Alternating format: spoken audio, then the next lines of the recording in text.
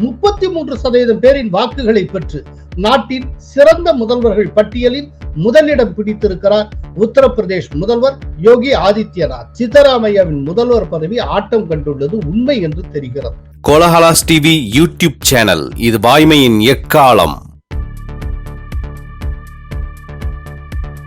யோகிக்கு முதலிடம் கிடைத்திருக்கிறதே. வணக்கம் நண்பர்களே. இந்தியாவின் மிகச்சிறந்த முதல்வர்கள் பட்டியலில் உத்தரப்பிரதேஷ் முதல்வர் யோகி ஆதித்யநாத் முதலிடத்தை பிடித்திருக்கிறார். தமிழக முதல்வர் ஸ்டாலினுக்கு 4வது இடம் கிடைத்திருக்கிறது.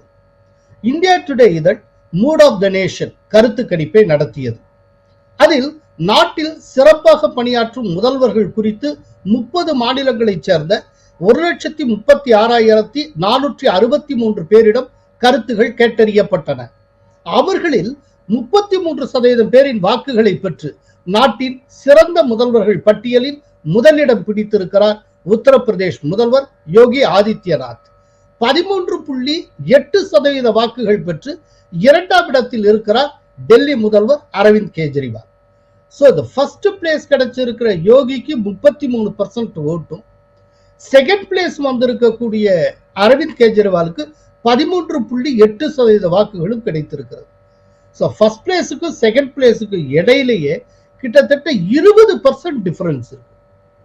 சோ இது நியாயமா சொல்றோம்னா அரவிந்த் கெஜ்ரிவால் 2ஆம் இடம்னே சொல்லக்கூடாது, டிஸ்டன்ஸ் செகண்ட் அப்படின்னு தான் சொல்லணும். சோ அந்த அளவுக்கு தள்ளித்தான் அவர் வாக்குகளை பெற்றிருக்கிறார். அதனால இதை ஒரு விதத்துல கரெக்டா சொல்றதுன்னா யோகிக்கு பக்கத்தில் எவருமே இல்லை அப்படி சொல்ல முடியும். அதற்கடுத்து 3வது இடத்தை யார் பிடித்திருக்கிறார்?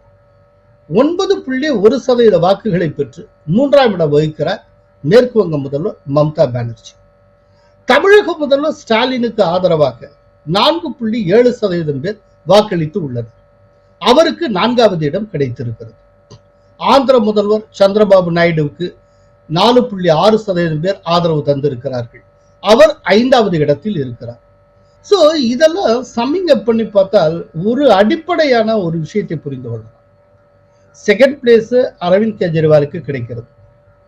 அவர் முறைகேடு ஊழல் புகாரில் சிக்கி சிறையிலே இருக்கிறார். தேர்ட் பிளேஸ் மம்தா பானர்ஜிக்கு கிடைக்கிறது. மம்தா பானர்ஜி மேல ஊழல் குற்றச்சாட்டிலிருந்து முறைகேடு குற்றச்சாட்டிலிருந்து சட்ட ஒழுங்கு வரைக்கும் ஏராளமான குற்றச்சாட்டுகள் இருக்கின்றன. இப்ப கூட கல்கத்தால ஒரு டாக்டர் பாலியல் வன்முணர்வு செய்யப்பட்டு படுகொலை செய்யப்பட்ட விவகாரத்துல அதை நேரடியாகவே சம்பந்தப்பட்டு இருக்கக்கூடிய அந்த மருத்துவமனையினுடைய முதல்வரை காப்பாற்றும் வேலையில் மம்தா பானர்ஜி ஈடுபட்டார் அப்படிங்கிற ஒரு குற்றச்சாட்டு இருக்கிறது. மேற்கு வங்க அரசுக்கு கடுமையான கண்டனங்களை உச்ச நீதிமன்றம் விசாரணையின் போது ஒரு அப்சர்வேஷன் அப்படிங்கிற அளவுல தெரிவித்திருக்கிறது. இவ்வளவுலாம் இருக்கு. அவ்வளவுலாம் இருந்துமே மம்தா பானர்ஜி 3வது இடத்துக்கு வருகிறார். அப்படின்னா ஒரு விஷயத்தை நம்ம புரிந்து கொள்ள முடிகிறது. இந்த ஊழல், லஞ்சம், இந்த விதமான குற்றச்சாட்டுகள் மக்களுக்கு பழகி போய்விட்டன. அதை ரொம்ப பெருசா எடுத்துக்கொள்வதில்லை. அதை தாண்டி ஒரு சில விஷயங்களை வச்சு அரசியல்வாதிகளை அவர்கள் மதிப்பீடு செய்கிறார்கள். அப்படிதான் நாம இதுல இருந்து புரிந்து கொள்ள முடிகிறது. இது வருத்தத்துக்குரியது. ஆனால் யதார்த்தம் அதைத்தான் நமக்கு உணர்த்துகிறது. அதுக்கப்புறம் இன்னொரு கேள்விய இந்த கருத்து கணிப்புல வச்சிருந்தாங்க. அது என்ன அப்படின்னா, சொந்த மாநிலத்துல பிரபலமாக இருக்கக்கூடிய செல்வாக்கு மிக்க முதல்வர் யார்? இந்த கேள்வி. அதுல ஃபர்ஸ்ட் பிளேஸ் யாருக்கு கிடைச்சிருக்கு அப்படின்னா, சிக்கிம் மாநில முதல்வர் பிரேம் சிங் தமங் அவருக்கு கிடைத்திருக்கிறது. அவருக்கு 56% வாக்குகள் கிடைத்திருக்கிறது. சோ 56% ஓட்டுகளை பெற்று சிக்கிம் மாநில முதல்வர் முதலிடம் பெறுகிறார். கடந்த பிப்ரவரி மாதம் இவருக்கு 26% வாக்குகள் தான் கிடைத்திருந்தது. இப்போ அவருடைய செல்வாக்கு பல மடங்கு, அதாவது 2 மடங்கு அதிகரித்திருக்கிறது. அதற்கு அடுத்து 51% வாக்குகளை பெற்று செல்வாக்கு மிக்க முதல்வர்கள் பட்டியலில் 2ஆம் இடம் பிடித்திருக்கிறார் அஸ்ஸாமின் பிஜேபி முதல்வர் ஹிமந்த பிஸ்வ சர்மா. மேற்கு வங்க முதல்வர் மம்தா பானர்ஜி, குஜராத் முதல்வர் பூபேந்திர பட்டேல் ஆகியோர் தலா 46% வாக்குகளுடன் 3வது இடத்தில் உள்ளனர்.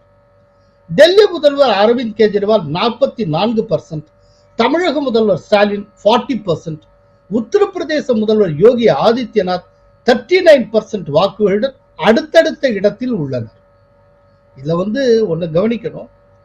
இந்தியாவின் சிறந்த முதல்வர் யார் அப்படிங்கிறதுல ஃபர்ஸ்ட் பிளேஸுக்கு வந்த யோகி ஆதித்யநாத் தன்னுடைய மாநிலத்துல ரொம்ப செல்வாக்கு மிக்க முதல்வர் யார் அப்படிங்கிற இடத்துல முதல் 5 இடத்தில் கூட வரவில்லை அப்படிங்கிறத நாம் கவனிக்க வேண்டும்.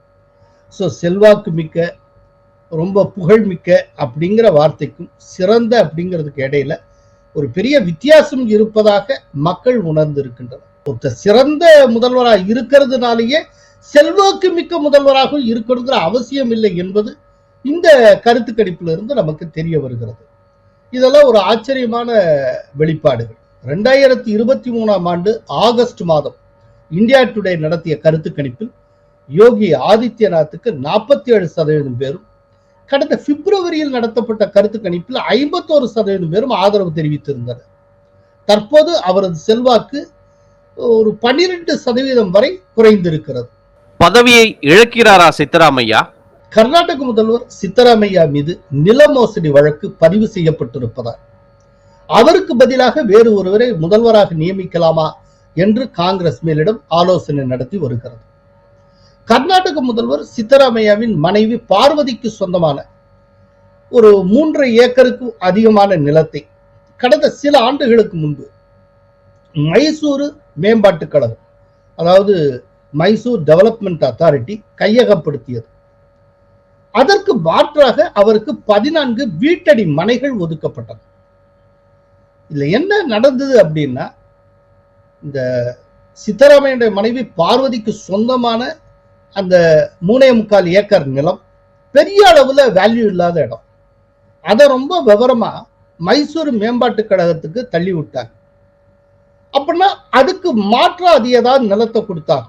அது ரொம்ப ஹை வேல்யூ இருக்கக்கூடிய அந்த விஜயநகரம்ங்கிற பக்கத்துல ஹை வேல்யூ இருக்கக்கூடிய 14 பிளாட்டுகளை பார்வதிக்கு ஒதுக்கியது. இப்போ இந்த 14 பிளாட்டுகளுடைய மதிப்பு இன்றைய மார்க்கெட் ரேட் கிட்டத்தட்ட 4000 கோடி ரூபாய் வரைக்கும் வருது அப்படிங்கிறது பிஜேபியுடைய குற்றச்சாட்டு.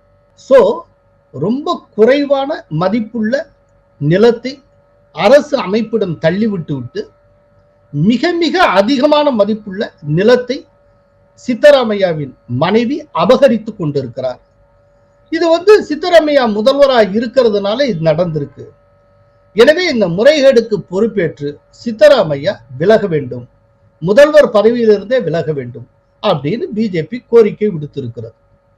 இந்த முறைகேட்டினுடைய மதிப்பு 4000 கோடி ரூபாய் வரை இருக்கும் என்று பிஜேபி குற்றம் சாட்டி இருக்கிறது.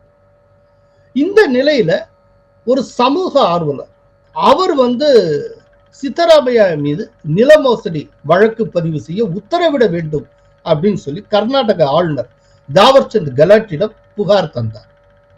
இப்போ அதன் பேர்ல சித்தராமையா மீது வழக்கு பதிவு செய்து விசாரிக்க ஆளுநர் உத்தரவிட்டார். உடனே இதை எதிர்த்து சித்தராமையா கர்நாடக உயர்நீதிமன்றத்துக்கு போனார். கர்நாடக உயர்நீதிமன்றம் என்ன செய்தது அப்படின்னா, அவர் மீது நடவடிக்கை எடுக்க இன்டரிம் ஸ்டே, இடைக்கால தடை விதித்தது. இப்ப இந்த நிலையில முதல்வர் பதவியை ராஜினாமா செய்ய கோரி சித்தராமையாவுக்கு எதிராக தொடர் போராட்டங்களில் பிஜேபியும் மதசார்பற்ற ஜனதாதளம் கட்சியினரும் ஈடுபட்டு வருகின்றனர். இது தவிர துணை முதல்வர் டி.கே. சிவகுமாரின் ஆதரவு எம்எல்ஏக்கள் சிலரும் சித்தராமையாவை மாற்ற வேண்டும் என கோரி போர்க்கொடி உயர்த்தி உள்ளனர். இதனால் கர்நாடக காங்கிரஸ் அரசுக்கு பெரும் நெருக்கடி ஏற்பட்டிருக்கிறது.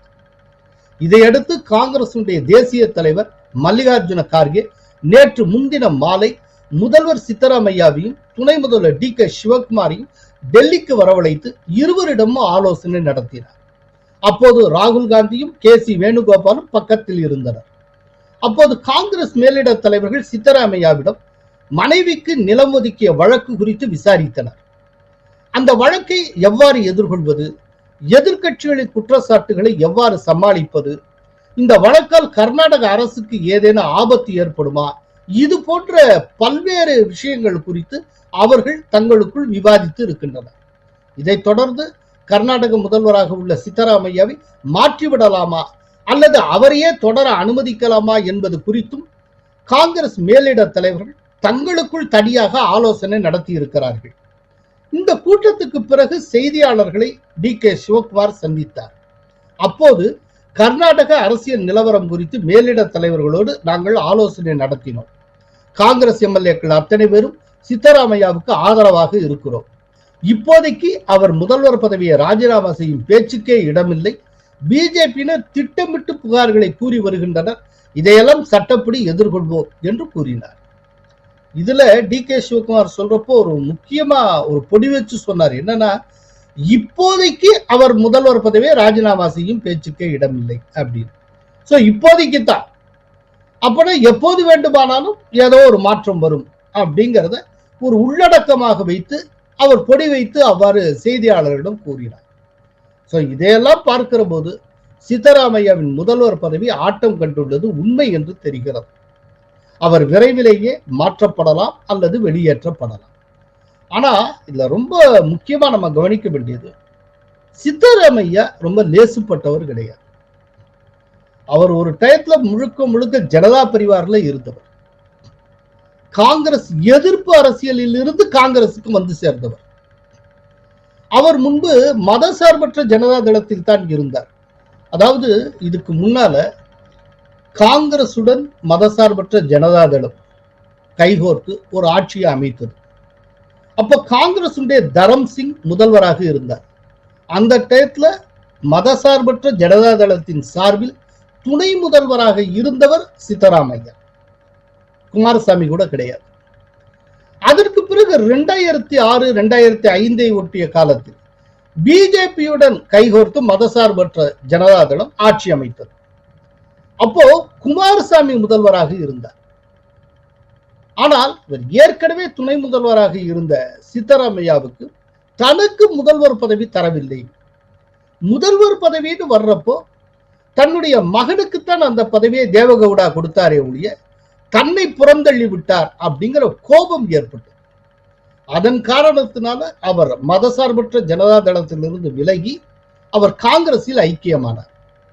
சோ சித்தராமையா எப்படிப்பட்டவர் அப்படிங்கறத புரிந்து கொள்ள இது ஒரு நல்ல உதாரணம்.